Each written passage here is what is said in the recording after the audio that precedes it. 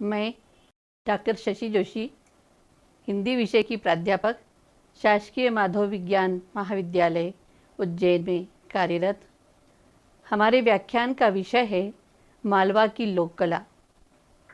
इसका उद्देश्य है मालवा अंचल से आप परिचित होंगे, मालवा की लोक कला और संस्कृति से अवगत होंगे, मालवा के लोक जनजीवन से भी आपका संबंध स्थापित होगा और रचनात्मक उर्वरता में वृद्धि होगी।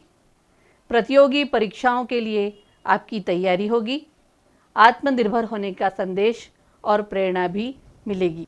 मध्य प्रदेश के अंचलों में मालवा अपनी विशिष्टताओं के लिए लोक प्रसिद्ध है। मालवा भारत का हृदय स्थल है। इसकी प्राकृतिक संपदा, वैभव, कला और संस्कृति प्राचीन काल से ही उत्कृष्टता को प्राप्त रही है।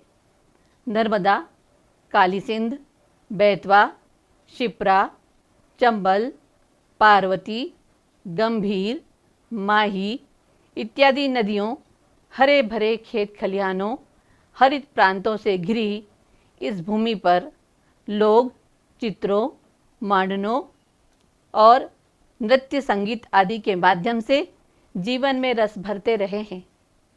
जीवन की संपूर्णता उनके जीवन में स्पंदित है। उनका हर्ष विषाद, आशा निराशा, उत्सव त्यौहार, दैनिक दिनचर्या इसमें दिखाई देते हैं। लोक कलाएं प्रकृति से संबद्ध हैं, तभी तो इनमें मिट्टी की सौंधी सुगंध, सरलता और सहजता विद्यमान है। यह शास्त्रीय विधानों में जकड़ी हुई नहीं है, वरन जीवंत प्रवाह में बहती हुई अनुभवों की उपज है। मालवा की रक्त भव्य सांझ में जब दूर कहीं ढोल की थाप पर मधुर संगीत सुनाई देता है तो मन आह्लादित हो जाता है। जब गोबर से लिपी दीवारों पर अलंकरण होता है या भूमि को गेरू व खड़िए से सजाया जाता है तो घर के आंगन ही नहीं, मन में भी उजास हो जाता है। जब कहीं हाथ सुंदर स्वप्न बुनते हुए दिखाई देते हैं तो कलात्मक आकार प्राप्त कर शिल्प बन जाते हैं। मालवा की श्री और कलात्मक समृद्धि का वर्णन तो महाकवि कालिदास ने भी मेघदूत में किया है। मध्य प्रदेश के 4 अंचल हैं: बघेलखंड, बुंदेलखंड, निमाड़ और मालवा। आज हम मालवा की लोक कला पर चर्चा करेंगे। सर्वप्रथम मालवा की प्रसिद्ध कला है चित्रकला। मालवा में 2 तरह की लोक चित्र परंपरा है। एक वह परंपरा जो पर्व त्योहारों पर घर की महिलाएं व्रत अनुष्ठान के साथ दीवारों पर गेरू, खड़िया, चावल के आटे को घोलकर बनाती हैं। दूसरी परंपरा वह है जिसके बनाने वाले पेशेवर चितेरे होते हैं। ऐसी चित्रकला को मालवा में चित्रावण कहते हैं, जो घर की बाहरी भित्तियों अथवा मंदिर के अहातों में बनवाई जाती है। पर्व और त्योहारों पर बनाई जाने वाली चित्रकला भी 2 तरह की होती है, एक भित्ति चित्र, दूसरे भूमि अलंकरण। भित्ति चित्र मतलब जो दीवारों पर चित्र बनाए जाते हैं उन्हें भित्ति चित्र कहते हैं। भूमि अलंकरण जब गोबर से लिपी हुई धरती पर मांडने बनाए जाते हैं, अल्पनाएं बनाई जाती हैं तो भूमि को सजाया जाता है। मालवा के भित्ति चित्रों की अजस्त्र परंपरा है। दिवासा, नाग, भेरुजी, सरवण, जन्माष्टमी, संजा, माय माता आदि भित्ति कला के श्रेष्ठ उदाहरण हैं। मालवा की क्वार की सुहावनी शाम को गोधूली बेला में किशोरियां संजा पूजन करती हैं। श्राद्ध पक्ष के 16 दिनों तक यह पर्व चलता रहता है। किशोरियों में अत्यंत उत्साह दिखाई देता है। प्रातः से ही वे गोबर, फूल, पत्ती, चमकीली पन्नियों को एकत्रित करने की योजना बनाती हैं और गोधूली बेला में समूह में एकत्रित होकर भित्ति पर लोक जीवन के गोबर से चित्र उकेरती हैं। सूरज, चांद, तारे, भाई बहन इत्यादि प्रकृति और जीवन की कहानियों को रचती, फिर उन्हें फूल व पत्तियों एवं चमकीली पन्नियों से सजाती हैं। आखिरी दिन का किला कोट तो देखने ही लायक होता है। दूसरा भित्ति चित्र है नाग भित्ति चित्र। पावस ऋतु में प्रचंड गर्मी के बाद वर्षा का जल नागों के बिलों में प्रवेश करता है तो वे बाहर आते हैं। किसानों को प्रकृति के बीच उनके साथ रहना है तो मालवा की महिलाएं उनकी आराधना करती हैं, अपने परिवार की सुरक्षा हेतु प्रार्थना करती हैं। नाग पंचमी के दिन मालवा की महिलाएं घर की भीतरी दीवार पर गेरू अथवा गोबर के घोल से दूध पीते हुए नाग नागिन का जोड़ा बनाती हैं, नाग आकृतियों का रेखांकन करती हैं, तत्पश्चात उनका पूजन करती हैं। दूसरी परंपरा चित्रावण की है। चित्रावण बनाने वाले कलाकारों की एक जाति विशेष होती है जिन्हें विवाह के उपलक्ष्य में दीवारों पर चित्रावण के लिए मान सम्मान और नेक के साथ आमंत्रित किया जाता है। चित्रावण कलाकार आकृति अलंकरण में बनाई गई आँखों के हिसाब से पारिश्रमिक तय करते हैं। इसके साथ नेग अलग होता है। चितेरे, मंगल कलश, मुख्य द्वार, सज्जा, कलश ढुलाती महिलाएं, बग्गी में दूल्हा दुल्हन, हाथी पर दूल्हा दुल्हन, बारात, बैंड वाले, घुड़सवार, पालकी, बेलबूटे, पशु पक्षी, ब्याही ब्यायन, गणेश शंकर, पार्वती आदि देवी देवताओं के रंगीन चित्र उकेरते हैं। मंदिरों में देवी देवताओं से संबंधित चित्र अधिक होते हैं। चित्रावण में मिट्टी के चटक रंगों का उपयोग किया जाता है। चित्रावण के चितेरे इतने सिद्धहस्त होते हैं कि वे बिना स्केच के दीवार पर सीधे चित्र बनाते हैं। उज्जैन के श्री धूलजी महाराज का विशेष नाम है, वे स्थानीय चित्रकार हैं। उनके चित्र भारत भवन, मानव संग्रहालय, मध्य प्रदेश आदिवासी लोक कला परिषद भोपाल और उनके हस्तशिल्प देश तथा विदेशों में भी लोकप्रिय हैं। अब हम मालवा की शिल्पकला पर चर्चा करते हैं। शिल्प कलाओं में परंपरागत रूप से काम करने वाले लोगों की समाज में बहुत पहले से जातिगत पहचान बन गई थी। जैसे मिट्टी से कुंभ बनाने वाले कुंभकार, लोहे के औजार बनाने वाले लोहार, तांबे का काम करने वाले ताम्रकार, काष्ठ का कार्य करने वाले सुतार, स्वर्ण का काम करने वाले स्वर्णकार अथवा सुनार, बांसफोड़, बरगुंडा, जिनगर, खटीक, पनिका, दर्जी, लखेरा, भरेव, कसेरा, धड़वा, छीपा, बुनकर, सिलावट, चितेरा आदि जातियाँ परंपरागत रूप से प्रतिष्ठित हुईं। ये जातियाँ जीवन उपयोगी वस्तुओं का निर्माण करती हैं और बिक्री करती थीं। आत्मनिर्भर जीवन जीने का यह सौंदर्यपरक और कलात्मक मार्ग था। कलात्मक वस्तुओं के निर्माण के कारण उनकी कला हमारी सांस्कृतिक धरोहर बन गई है। मिट्टी शिल्प यह अत्यंत प्राचीन शिल्प है। मनुष्य ने सबसे पहले मिट्टी के बर्तन बनाए। पृथ्वी के निर्माण के साथ ही मिट्टी शिल्प की आदि कथा प्रारंभ होती है। मिट्टी के खिलौने, मूर्तियां बनाने की प्राचीन परंपरा है। मिट्टी का कार्य करने वाले कुम्हार होते हैं। लोक और आदिवासी दैनिक जीवन में उपयोग में आने वाली वस्तुओं के साथ कुम्हार कलात्मक रूपांकनों का भी निर्माण करते थे। मिट्टी की मूर्तियां बनाई जाती थी। गणेश चतुर्थी पर मिट्टी के गणेश, नवरात्रि में देवी की मिट्टी की प्रतिमाओं को बनाकर विसर्जन किया जाता है। सावन में मिट्टी के शिवलिंग बनाकर उन्हें विसर्जित किया जाता है। तो मिट्टी की कला सर्वव्याप्त थी और बहुत ही सुंदर कलाकृतियाँ मालवा में बनाई जाती थी, आज भी बनाई जाती हैं। काष्ठ शिल्प, काष्ठ शिल्प की परंपरा बहुत प्राचीन है। लकड़ी में विभिन्न रूपांकनों को उतारने की कोशिश मनुष्य ने आदिम युग से शुरू की थी। गाड़ी के पहिए, पेटी, देवताओं की मूर्तियों को, घर के दरवाज़ों को, तिपाही के मुखौटों को बनाकर इस कला के उत्कृष्ट नमूने पेश किए हैं। कंघी कला मालवा की बहुत महत्वपूर्ण कला है।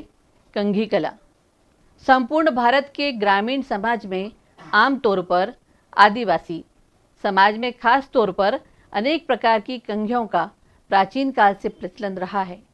आदिवासियों में कंघियों का इतना महत्व है कि कंघियाँ अलंकरण, गोदना, भित्ति चित्रों में यह प्रतिष्ठा प्राप्त कर चुकी है।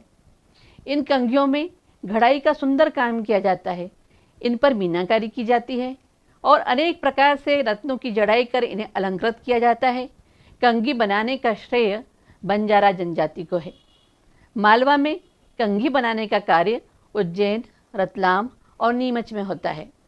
इसके अतिरिक्त पत्ता शिल्प भी यहाँ का बहुत महत्वपूर्ण है। पत्ता शिल्प के कलाकार मूलतः झाड़ू बनाने वाले होते हैं। पेड़ पौधों में विभिन्न आकारों से मिलने वाले पत्तों के प्रति मनुष्य का मन अनादिकाल से आकर्षित होता रहा है। मनुष्य ने इन पत्तों में कला के अनेक आयाम ढूंढ लिए। पत्तों से कई कलात्मक खिलौने, चटाई, आसन, दूल्हा दुल्हन के मोड़ बनाए जाते हैं। पत्तों से अनेक प्रकार के शिल्पों का निर्माण किया जाता है। उनकी कोमलता के अनुरूप उन्हें कलात्मक आकार प्रदान किया जाता है और विभिन्न प्रकार की कलाएं मनुष्य का मन मोह लेती हैं। शिपा शिल्प, यह तो बहुत महत्वपूर्ण शिल्प है। कपड़े पर हाथ से बनाए जाने वाले छिपा शिल्प में विभिन्न छापों को उकेरा जाता है। आज के समय में तो छिपा शिल्प ने उद्योग का रूप ले लिया है। उज्जैन का छिपा शिल्प भैरवगढ़ी प्रिंट के नाम से देशों और विदेशों में विख्यात हो गया है। छिपा जनजाति के द्वारा बनाए जाने के कारण इसे छिपा शिल्प कहा जाता है। कई कलाकारों को इसमें राष्ट्रीय व प्रदेश स्तर के पुरस्कार मिल चुके हैं। इसके अतिरिक्त माहेश्वरी साड़ियाँ, चंदेरी साड़ियाँ भी यहाँ का एक महत्वपूर्ण शिल्प है। महेश्वर के पारंपरिक कलाकारों द्वारा ये बनाई जाती हैं। माहेश्वरी साड़ी उद्योग कला को स्थापित करने का श्रेय रानी अहिल्याबाई को है। लाख शिल्प भी यहाँ का बहुत प्रसिद्ध है। वृक्ष के गोंद या रस से लाख बनाई जाती है। लाख को गर्म करके उसमें विभिन्न रंगों को मिलाकर अलग अलग रंग के चूड़े बनाए जाते हैं। लखेरा जाति लाख के शिल्प बनाने का कार्य करती है।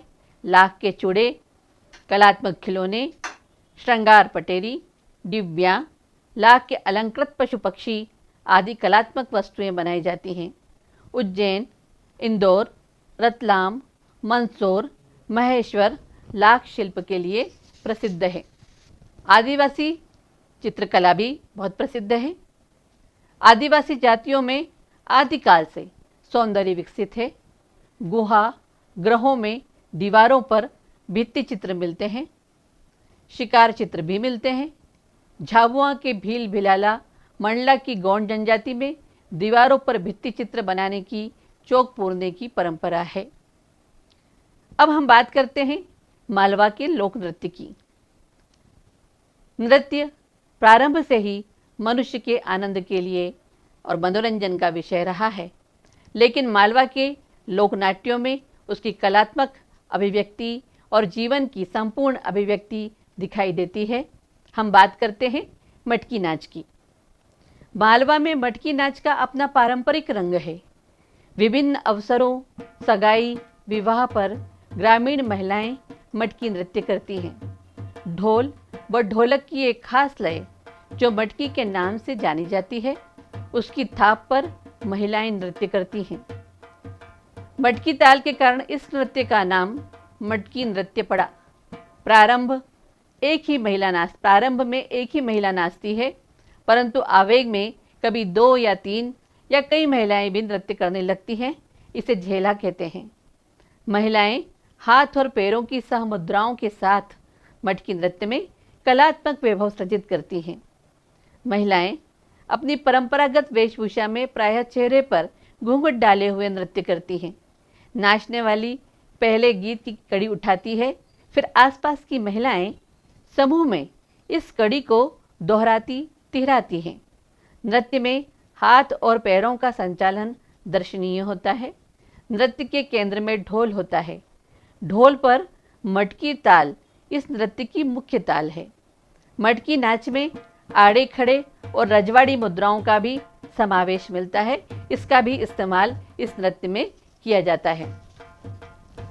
दूसरा नृत्य जो बहुत प्रसिद्ध है, आड़ा खड़ा रजवाड़ी नाच।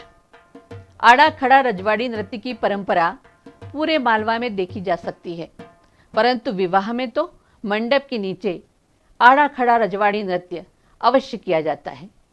ढोल की पारंपरिक कहरवा और दादरा आदि चालों पर आड़ा खड़ा नाच किया जाता है। ढोल, डंडे और कीमड़ी से इसे बजाया जाता है। आड़ा खड़ा रजवाड़ी नृत्य जो महिला परक नृत्य है, आड़ा झुककर कहरवा ताल पर किया जाता है, खड़ा खड़े खड़े किया जाता है और रजवाड़ी साड़ी के पल्लों को पकड़कर किया जाता है। और भी प्रकार के नृत्य यहाँ प्रसिद्ध हैं, उसमें अंटिया नृत्य भी है, गरबा नृत्य भी है, लेकिन मालवा की पहचान मटकी नृत्य और आड़ा खड़ा रजवाड़ी नाच से होती है। लोक कथाओं का उद्गम लोक जीवन है। जब तक लोक है तब तक लोक कलाएं हैं।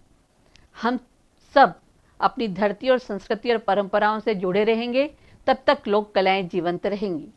आधुनिकता की चकाचौंध ने हमें अपनी जड़ों से दूर कर दिया है। सत्यम शिवम सुंदरम की अवधारणा को फलीभूत करने वाली लोक कलाओं का संरक्षण हमारा दायित्व है। सत्यम शिवम सुंदरम की धारणा तभी चरितार्थ हो पाएगी जब हम इसका रक्षण करेंगे। प्रकृति से नैसर्गिक आत्मीय संबंध स्थापित करने होंगे, तभी हम बृहत कलात्मक अनुभवों को संरक्षित कर पाएंगे।